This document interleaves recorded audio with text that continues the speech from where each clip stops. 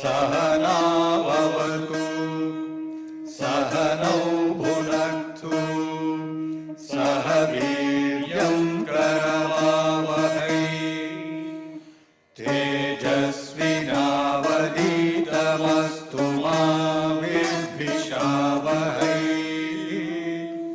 ॐ शान्ति शान्ति शान्तिः।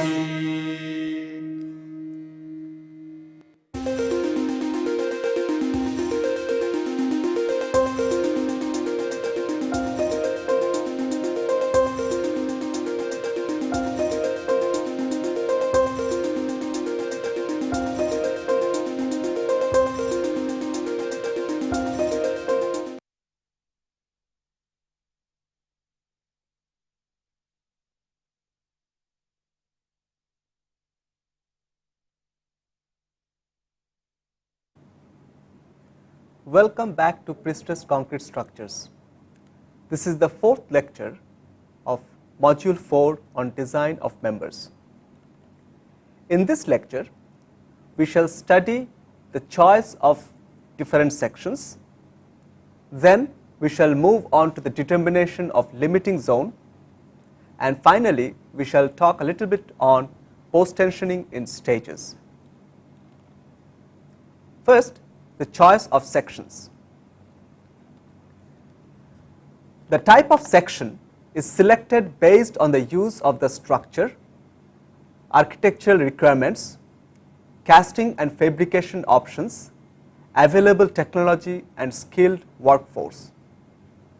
Here a few comments are given for the available types of section. The prestressed applications at present are quite varied in nature, and depending on the type of sections we select the use, and the type of sections can be innovative to meet the requirements. It satisfies the architectural requirement, it satisfies the aesthetic considerations, it satisfies the structural strength. Hence, the choice of sections is quite a wide ranging topic, but in this lecture we shall cover the different sections in a summarized form, just stating the basic points of each type of section. The sections here are broadly classified under rectangular section, T section, I section and inverted T section. Some variations of each type are shown under the corresponding broad groups. The sections in each group have similar analysis procedure. Of course, the sections shown are not exclusive. That means the different types of sections that are available, we have tried to group them under some broad classifications. In each group, the analysis procedure is similar for the primary flexural reinforcement. There can be variations in the analysis depending on the local bending stresses or the transverse bending analysis. The broad groups that we have selected are: first, in the rectangular type of section where there is no outstanding flange. The second is the T section where the outstanding flange is at the top.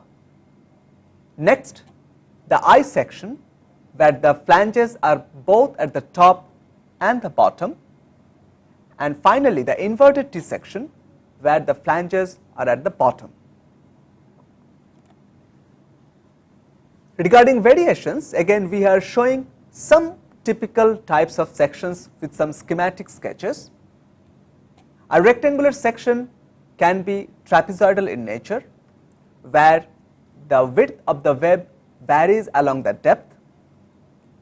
A T section can have a bulbed flange at the bottom.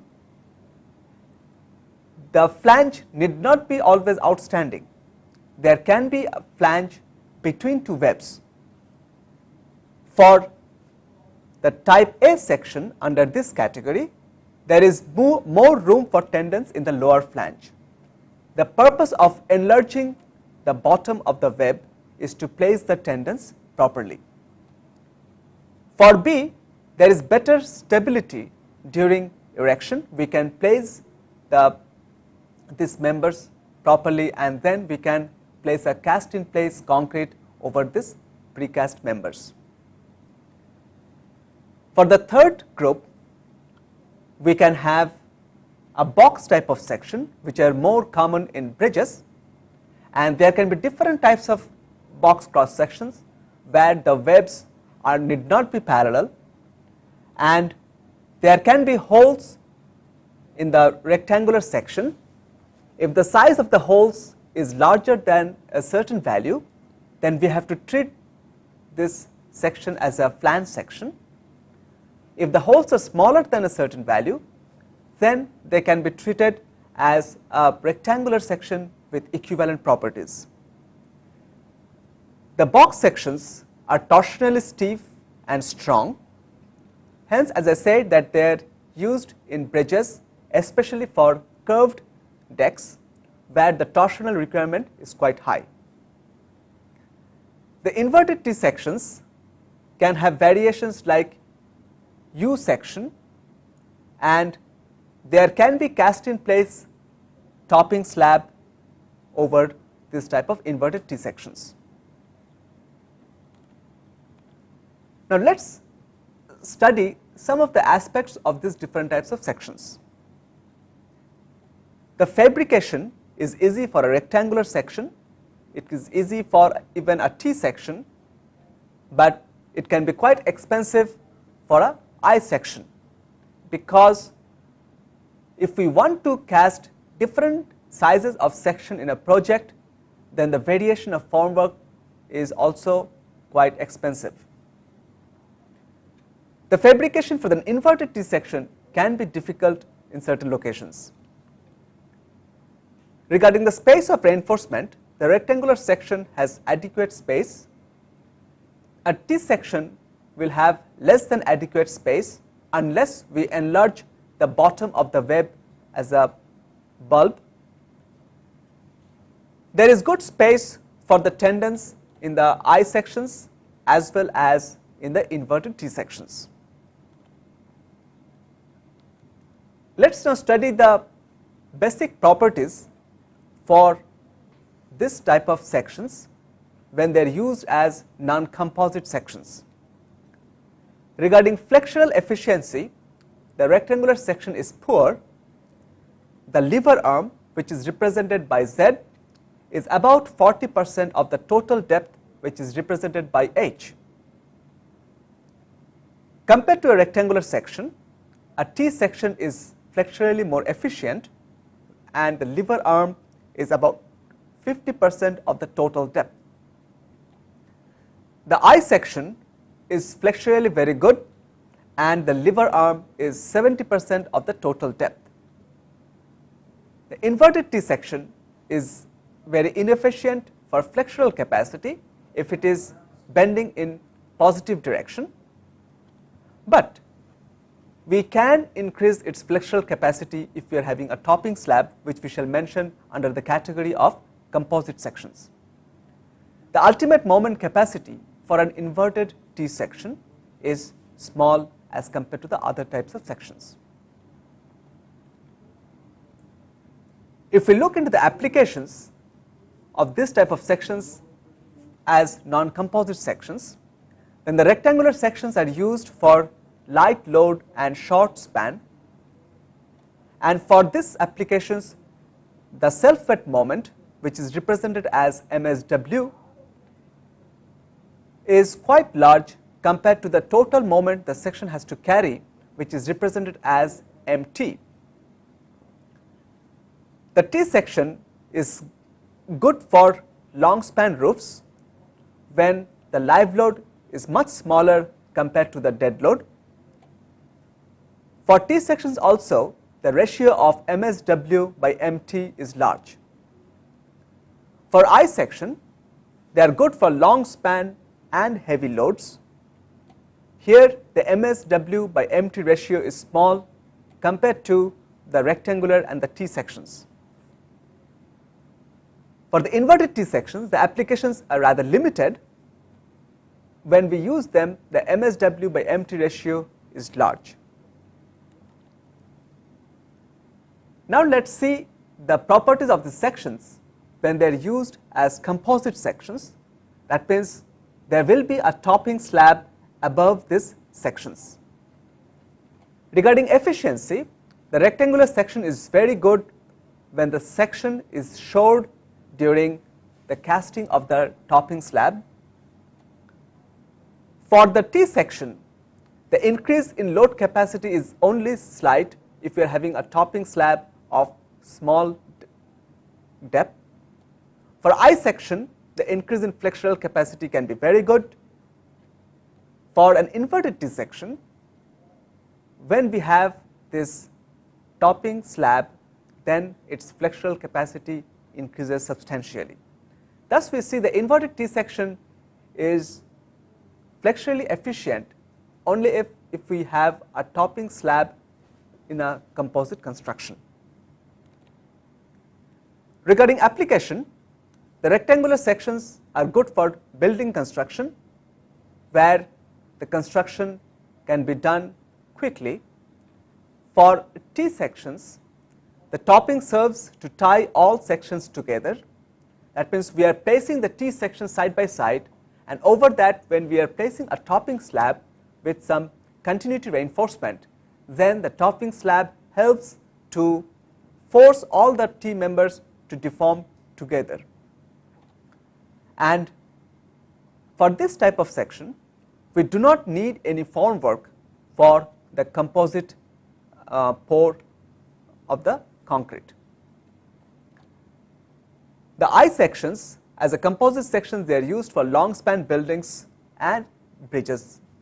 We have seen the application of box girders in bridges. The inverted T sections can be used in bridges with cast in place flange at the top. The different types of sections that we have seen can be compared by a quantity called flexural efficiency, which is represented by the symbol eta. The flexural efficiency is defined in terms of the radius of gyration as follows. It is defined as eta is equal to r square divided by Ct Cb, where Ct is the distance of the top from the CGC and Cb is the distance of the bottom from the CGC. To this expression, we are multiplying a factor Ct plus Cb divided by h. This factor is equal to 1 because Ct plus Cb is equal to h, and hence h by h is equal to 1. Then we are breaking the numerator of this factor and writing eta is equal to r square divided by Cb plus r square divided by Ct divided by h, which leads to this final expression eta is equal to Kt plus Kb divided by h. Thus, we have defined a quantity to compare different types of sections regarding their flexural capacity. Just remember that here we are talking of the bending in the primary longitudinal direction. We are not talking of any transverse flexure in this quantity. Thus, eta is equal to the kern zone depth, which is represented as Kt plus Kb divided by the total height. That means for a section of a certain height, if we are able to increase the kern zone, then the flexural efficiency goes up. To summarize, for a given value of the depth h, if the kern zone, which is Kt plus Kb, is large, then the section is flexurally efficient. For a rectangular section, eta is equal to 0.33. For an I section, eta can vary around 0.5. Thus, we see that the flexural efficiency of an I section is greater than that of a rectangular section. Next, we are moving on to another important aspect, which is the determination of limiting zone. This helps us to place the CGS as well as the distribution of the tendons along the span of the beam. In our flexural design, we had studied what is the required eccentricity at the critical section, but now we shall study how to place the tendons throughout the span of the beam. For full prestressed members, which are represented as type 1, tension is not allowed under service conditions. If tension is also not allowed at transfer, the compression in the concrete, which is represented as C, always lies within the current zone. The limiting zone is defined as the zone for placing the CGS of the tendons such that C always lies within the current zone. Also, the maximum compressive stresses at transfer and service should be within the allowable values. Thus, the limiting zone is related with the placement of the CGS in such a way that for a type 1 member, the compression in the concrete lies always within the current zone throughout the span of the beam. We also need to make sure that the flexural stresses at transfer and at service are within the allowable value. For type 2 and type 3 members, tensile stresses are allowed, and hence the compression in concrete can lie outside the current zone, but it has to be within a certain limit such that the tensile stresses at the bottom or at the top are within the allowable values. The limiting zone is defined as the zone for placing the CGS such that the tensile stresses in the extreme edges are within the allowable values. Also, the maximum compressive stresses at transfer and service should be within the allowable values.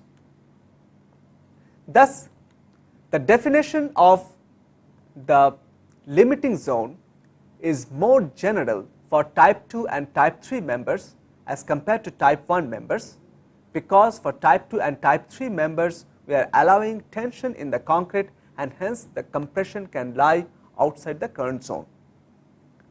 Remember that when we are talking of the limiting zone, we are just talking of the CGS. The individual tendons may lie outside the limiting zone, provided the CGS is within the limiting zone.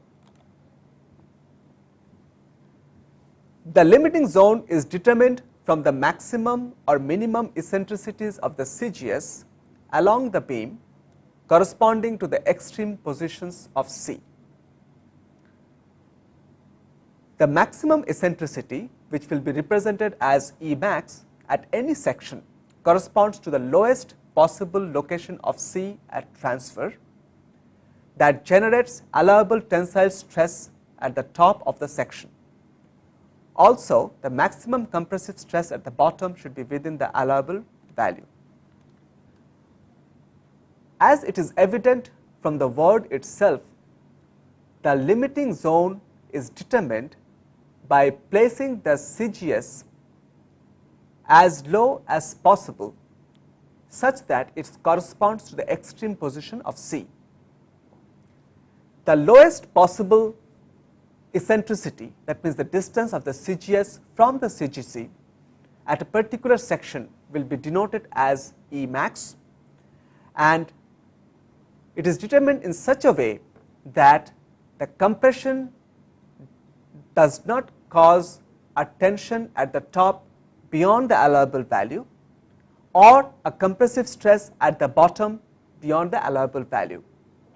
Thus, the maximum eccentricity is calculated by lowering the CGS as much as possible by satisfying the stresses at transfer.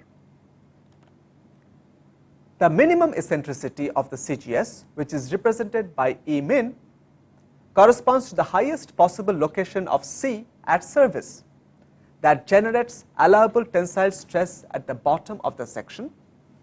Also, the compressive stress at the top should be within the allowable value. Thus, to determine the minimum eccentricity of the CGS, we are allowing the compressive force to rise as much as possible at a particular section, such that the compressive stress that is generated at the top and the tensile stress, if it generates at the bottom, should be within the allowable values.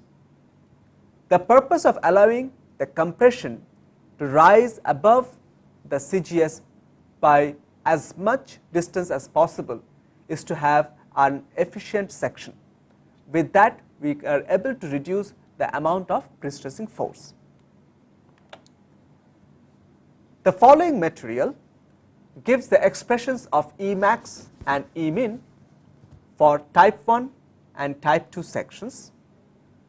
As we all know that the difference between type 2 and type 3 sections is just only in the value of the allowable tensile stress. Thus, if we have the expressions for type 2 section, we can use that for type 3 sections, provided we change the value of the tensile stress. The zone between the loci of E max and E min is the limiting zone of the section for placing the CGS. That means we calculate E min and E max at different sections throughout the length of the beam, and once we have determined these values, we join them by a line, one line for the E min values, another line for the E max values, and the space in between these two lines is termed as the limiting zone for placing the CGS of the tendons. The values of E max and E min can be determined by equating the stresses at the edges of concrete with the allowable values, else explicit expressions of E max and E min can be used. Here, the expressions of E max and E min based on allowable tensile stress are given. That means there are two ways to determine the values of E max and E min at a particular section. One way is to write the expressions of the stresses at the top and the bottom, equate those stresses to the allowable values. From there, we can find out the E max or E min values. The another approach is try to find out some explicit expressions of E max and E min, so that we can directly calculate those values without calculating the stresses. But both these approaches will give the same result finally. Here we shall show the values of E max and E min based on the allowable tensile stress. For type 1 section, at transfer, we are pushing down the CGS as low as possible to have the lowest possible location of C, which is at the bottom current point. Now, in this figure, we can see that the C is located at a distance kb from CGC, and the tensile stress in the concrete is triangular, which is 0 at the top and FB at the bottom. The lever arm at this stage is governed by the self-weight moment. The lever arm is the distance between the T and the C, which is equal to E max minus kb, equal to MSW by the value of C, which is equal to P0 at transfer. From this, we find an explicit expression of E max. E max is equal to MSW divided by P0 plus kb. This expression is based on satisfying the allowable tensile stress at the top, which is 0 for a type 1 member. We should also check E max to satisfy that the stress at the bottom, which is Fb, should be less than the compressive stress at transfer, which is represented as FCC allowable.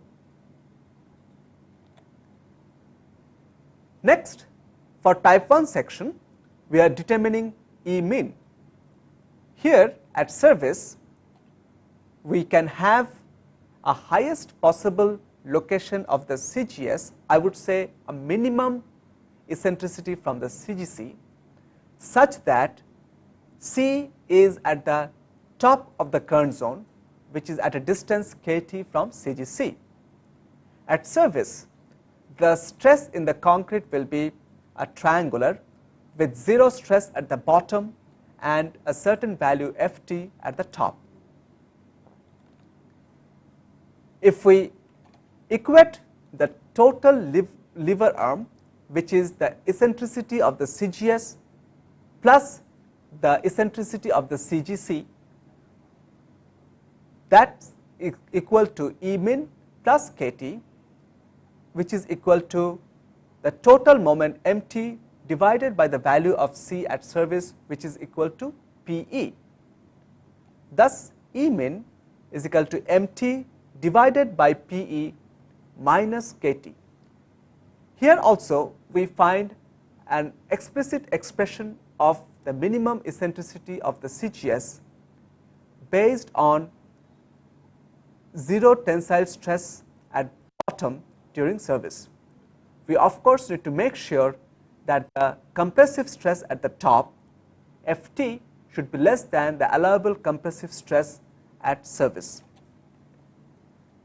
If for a particular section E min is negative, it implies that the CGS can be placed above CGC. This happens near the supports. For type 2 section, at transfer, we can push the CGS even below, such that C can lie outside the current zone, so that the tensile stress generated at the top is equal to the allowable value. The stress block in the concrete at transfer for a type 2 section has some tension at the top. The distance of C from the bottommost current point is represented as E1, and the distance between the C and T is represented as E2. We can write that the distance between the CGS and the bottommost current point, which is equal to E max minus Kb, is equal to MSW, which is the self-weight moment, plus FCT allowable, which is the allowable tensile stress at the top, times the area of the section A times the current depth Kb, whole divided by P0, the effective pre-stress at transfer. This expression we had seen in our last lecture, and we can appreciate that this is a more general form of expression where we have one term which involves the allowable tensile stress. From this we find an explicit expression of E max equal to the self-weight moment MSW plus FCT allowable times A times Kb whole divided by P0 plus Kb. This expression again is a general form of the expression that we had seen for type 1 member, and this expression has an extra term involving the allowable tensile stress at the top. We also need to make sure that the compressive stress at the bottom is less than the allowable compressive stress at transfer. For surface in type 2 sections, we can have C going outside the current region by a distance equal to E3, so that we have a tensile stress at the bottom which is equal to FCT allowable for surface.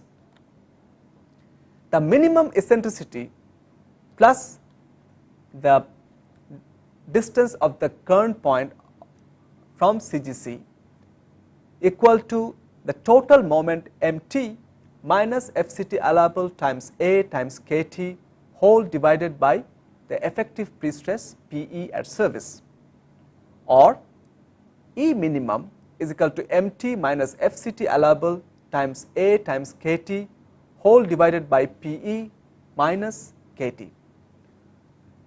What we are saying is a general expression of E min for a type 2 member, which is similar to a type 1 member, just with it has an extra additional term involving the allowable tensile stress in the concrete. And if we substitute FCT allowable equal to 0, then we get back the expression which is for the type 1 member. Also, we need to check the stress at the top to be within the allowable compressive stress under service conditions. The zone between the loci of E max and E min is the limiting zone of the section for placing the CGS for a given loading condition. The values of E max and E min for several sections can be determined at regular intervals along the length of the beam. Thus, we can select an interval of 1/10 of the span for each section depending on the moment due to self-wet and the moment due to service loads. We can find out the E max and E min value for each section, and once we join these points, we get the boundaries of the limiting zone, and we can place our CGS within this limiting zone. The following figure shows the limiting zone as the shaded region for a simply supported beam subject to uniformly distributed load. Thus, for a simply supported beam, if we have a uniformly distributed load, we have a wide depth of the limiting zone at the end.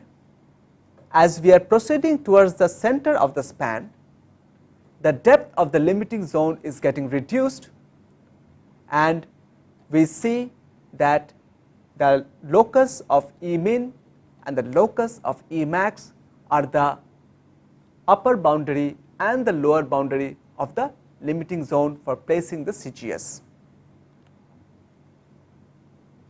Let us now try to understand this concept by solving a problem.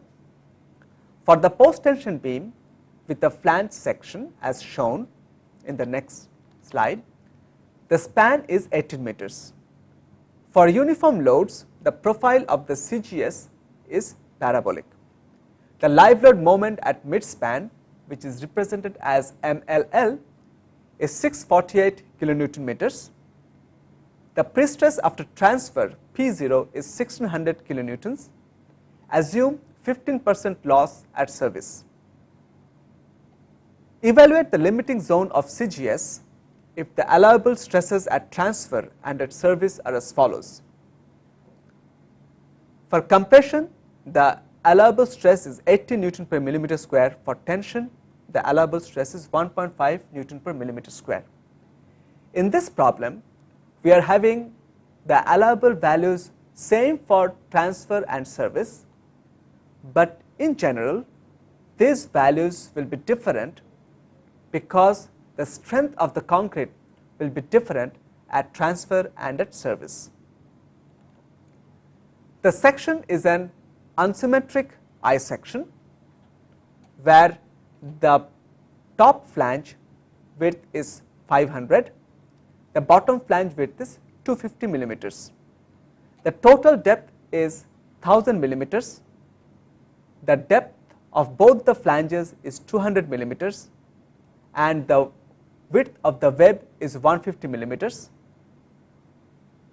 The CGS is intended to be located at a distance of 150 from the soffit of the beam, and for this particular beam, we want to find out the limiting zone for placing the CGS throughout the span of the beam, and the span length is 18 meters. First, we are calculating the geometric properties. Since the section is unsymmetric, we need to locate the CGS, which is not at the mid depth anymore. The section is divided into 3 rectangles for the computation of the geometric properties. The centroid of each rectangle is located from the soffit. For the first rectangle, the centroid is 900 millimeters from the soffit. For the second rectangle, the centroid is 500 millimeters from the soffit, and for the third rectangle, it is 100 millimeters from the soffit. We intend to find out y bar, which is the distance of the CGS from the soffit, and once we have determined y bar, we can calculate CT, the distance of the top from the CGC, and CB, the distance from the bottom from the CGC. Now CB is equal to y bar. The area of the section is given as the summation of the areas of the 3 sections. Area of 1, which is A1, is equal to 500 times 200, equal to 100,000 millimeter square. Area of 2, which is A2, is equal to 600 times 150, equal to 90,000 millimeter square. Area of 3, A3, is equal to 250 times 200, is equal to 50,000 millimeter square. Thus, the total area A is equal to A1 plus A2 plus A3, which is equal to 240,000 millimeter square.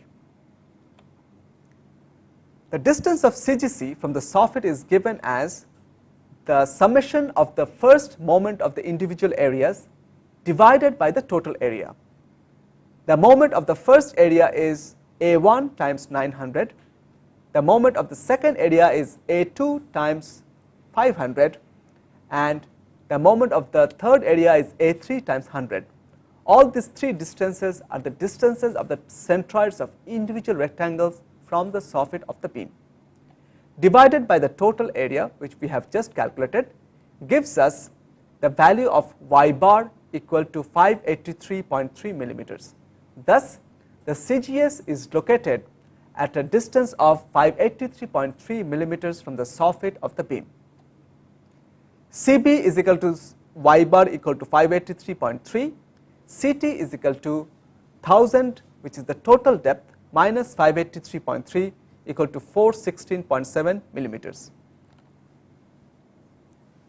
Moment of inertia of 1 about axis through CGC can be computed by the parallel axis theorem.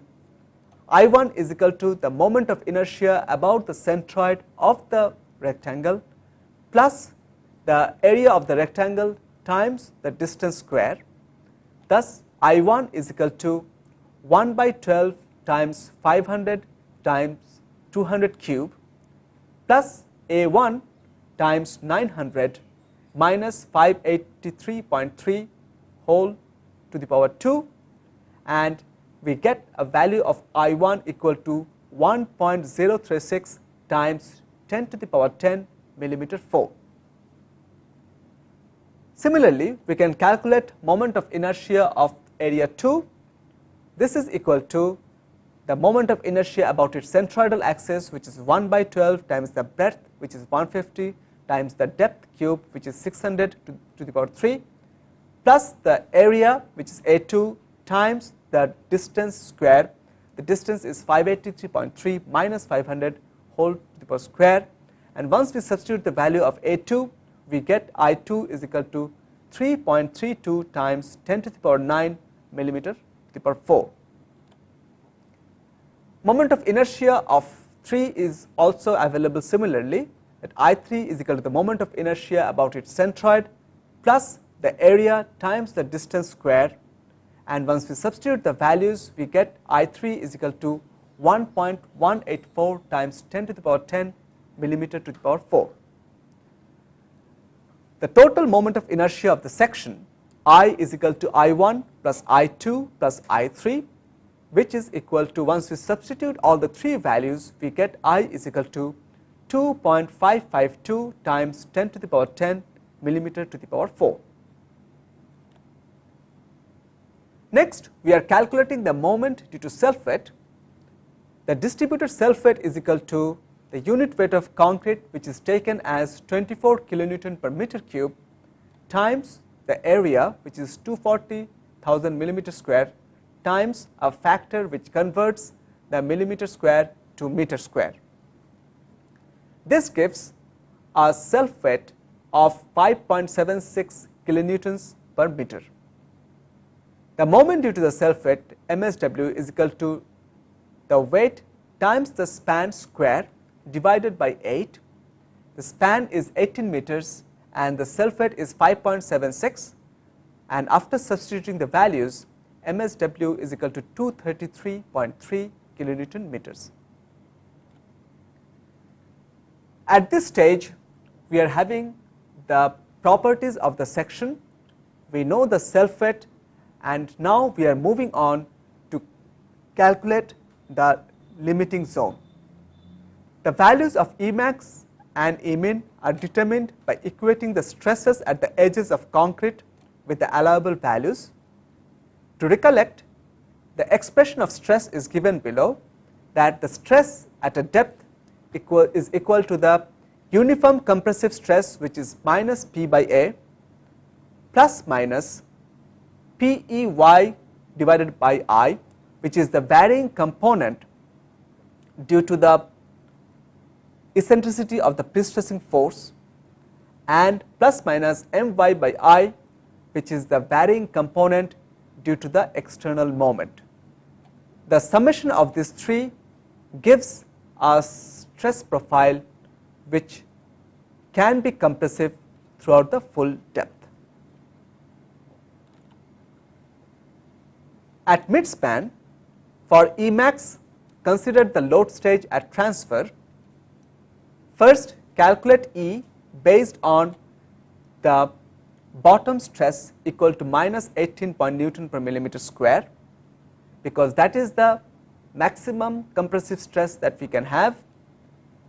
Therefore, we are finding out the individual components in the expression of the stress. Minus P0 by A is equal to 1600 times 10 to the power 3 to convert it from kilonewton to Newton, divided by the area, which is 240 times 10 to the power 3 millimeter square, gives me a stress of minus 6.67 Newton per millimeter square. This is the uniform component throughout the depth.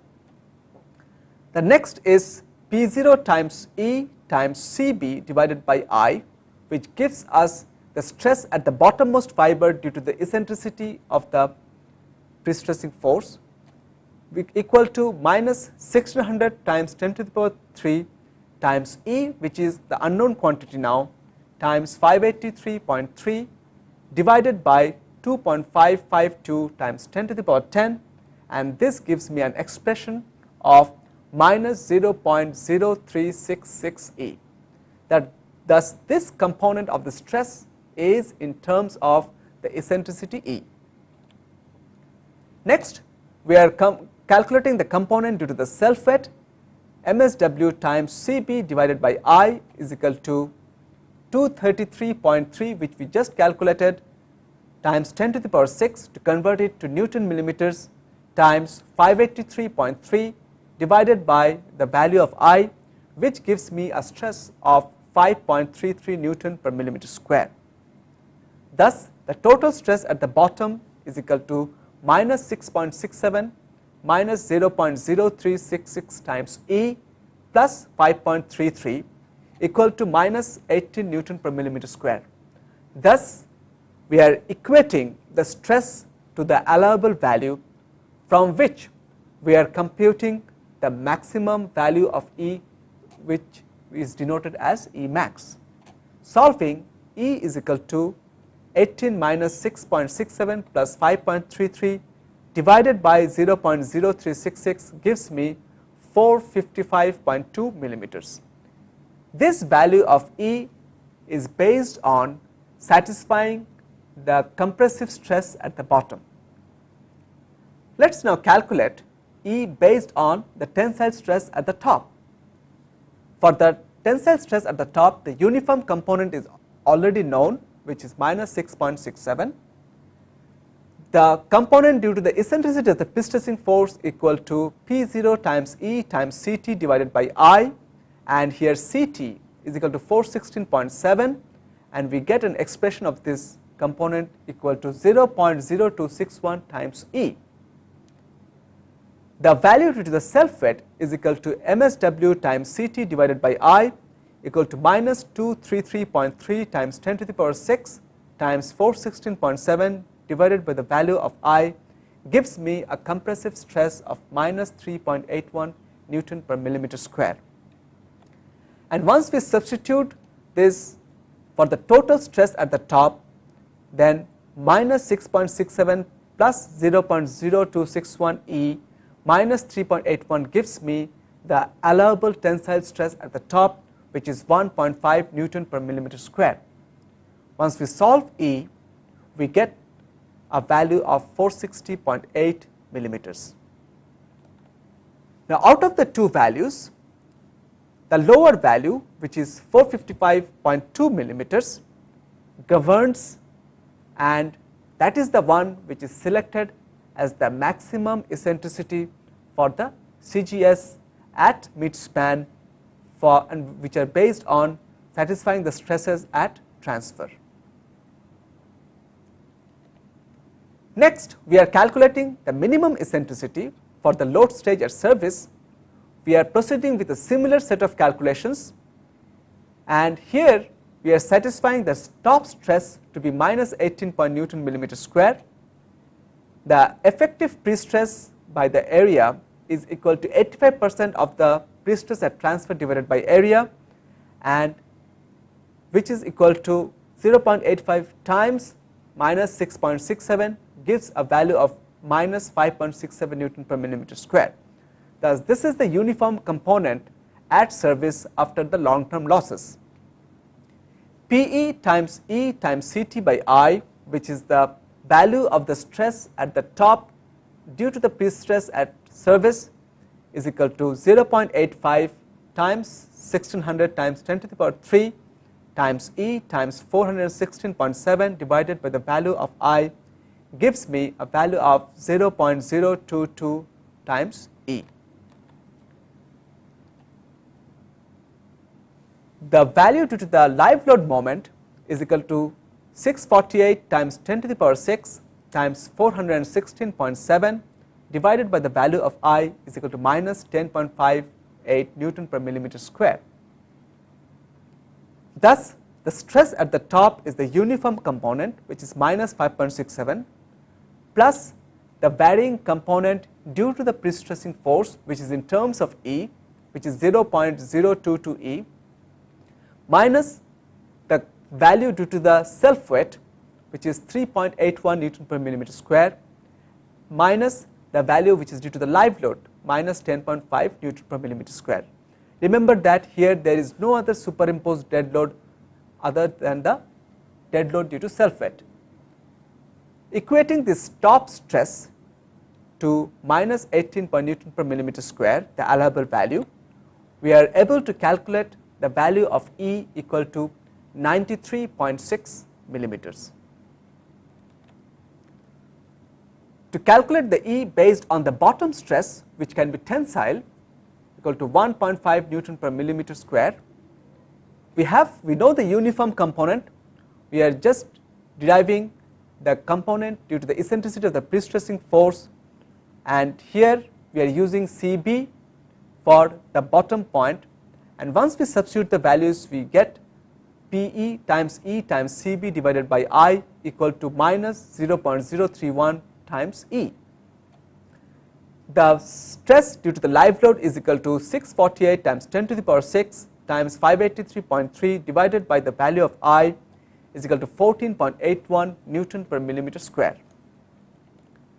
Once we have substituted these values at service, the bottom stress, which has the uniform component, the component due to the pre-stressing force, the component due to the self weight, and the component due to the live load, the total stress at the bottom can be 1.5 Newton per millimeter square, which is tensile. Solving, E is equal to 418.4 millimeters. Out of the two values of E, the higher value of 418.4 millimeter governs, because if we still reduce E, then we shall have tension which is larger than the stress at the bottom, and hence we have E minimum is equal to 418.4 millimeters. Thus, we have found out the two extreme values of the CGS at the midspan of the section. Similarly, we can find out the limiting position at the end. For the end, the moment due to self weight and live load is equal to 0. Going through a similar procedure at transfer with FB, the stress at the bottom equal to minus 18 Newton per millimeter square, we find out an eccentricity which is equal to 309.6 millimeters, and by equating the stress at the top, which is 1.5 Newton per millimeter square, we find out an eccentricity of 314.2 millimeters. Selecting the lower value of the two, we find out E max at the end equal to 309.6 millimeters. Similarly, for service, we are calculating first based on the tensile stress at the bottom, which can be 1.5 Newton per millimeter square. Based on that, E is equal to minus 223 millimeters, and by equating the stress at the top to minus 18 Newton per millimeter square, we find E equal to minus 436 millimeters. Since the values of E are negative, the CGS can lie above CGC. The position of CGS closer to the CGC is selected. Thus, out of the two values, whichever is numerically smaller, we are selecting that value, and E minimum is equal to minus 223 millimeters, and here the CGS can lie above CGC. Similarly, the values of E max and E min can be determined at regular intervals along the span. The limiting zone is available by joining the points by straight lines. In the following sketch, the limiting zone is shown shaded. Thus, for this particular beam, at the center, we have a very small depth of the limiting zone, which is ranging from 418.4 millimeters to 455.2 millimeters, whereas when we come towards the end, we have a wide depth of the limiting zone. Here the CGS can lie above the CGC up to a height of 223 millimeters, and it can lie below the CGC up to a depth of 309.6 millimeters. This blue region is the limiting zone of placing the CGS along the span of the beam. From the sketch of the limiting zone, it is evident that the tendons can be spread out at the ends. This is necessary to anchor the tendons and reduce the stress concentration at the ends. The following photo shows the spreading of the tendons near the end. In this photograph, we see that the tendons are more concentrated towards the midspan, but as we are moving towards the support, the tendons have been spread out. This is helpful. First, it helps us to anchor the tendons. The anchor blocks are spread out at the end, and also the stress concentration has been reduced because the anchor points are spread out. Hence, what we observe that for in a simply supported beam subjected to a uniformly distributed load, we have a limiting zone which is small in depth at the midspan, but it is larger in depth at the support, and this is helpful for placing the tendons and anchoring them at the end. We are learning one concept which is helpful in avoiding stresses going beyond the allowable values, and this concept is called post-tensioning in stages. In the previous expressions of E max and E min, the values of P0 and PE can be for different levels of prestressing for post-tension members. At transfer, the member can be partially prestressed in the casting yard, from which P0 is calculated. After the member is placed in its permanent location, it can be further prestressed before it is put into service. The application of prestress in different stages is termed as post-tensioning in stages. The value of PE is calculated from the revised prestressing force. The example that we have solved, there both P0 and PE were due to the same prestressing force at transfer. But we may apply the prestress in stages. That first, in the casting yard, we apply the prestress partially, for which P0 is low and we can avoid cracking at the top. Next, after we have moved the member to its permanent location, we can increase the prestressing force. By this, we have also reduced the chance of a higher loss in the prestressing force. Now, once we restress the tendon, the value of PE is calculated from this new value of the prestressing force, and we will be able to sustain higher load because we are compensating to a certain extent for the losses, and hence the post-tensioning in stages is a viable option in practice to reduce the effect of losses in prestress and the chances of the stresses going beyond the allowable values at transfer, because at transfer we are having a lower prestressing force. As we move on to the application of service load, we are increasing the prestressing force, and by that time the concrete has attained more strength and its allowable values have gone up, and that is helpful for the prestressed member. With reduced P0 at transfer, Emax is increased. Thus, the limiting zone for placing the CGS and the available zone for the shift in C under service loads are also increased. Thus, partial prestressing at transfer helps us to increase the limiting zone. In today's lecture, we studied three important concepts of design of members for flexure. First, we studied the choice of sections.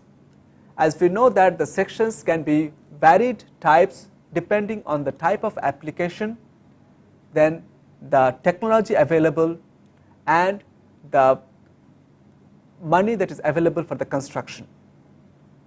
We have divided the sections into four broad groups: the rectangular section, the T section, the I section, and the inverted T section. We saw certain variations of these sections. We can have a taper section, we can have a bulbed T section with a bulb at the bottom of the web, we can have a box section whose analysis for the primary moment is similar to an I section, and we can have a U type of section which is similar to an inverted T section. Now, each of these sections has its own merits and demerits. Depending on the type of application these sections are selected, we find that for long span structures we prefer to have the I section or the T section. For conventional small span buildings, we can have rectangular section, and we can use inverted T section only if we have a cast in place flange at the top. Next, we moved on to the determination of the limiting zone.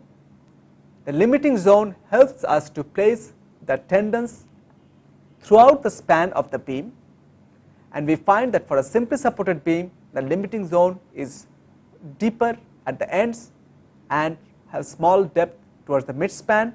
This helps us to spread out the tendons near the ends for anchorage and reducing the stress concentration. We can also go for post tensioning in stages so as to reduce the detrimental effect of pre-stress at transfer. With this, we are ending the design of members, and in our next lecture we shall move on to a graphical method. Thank you.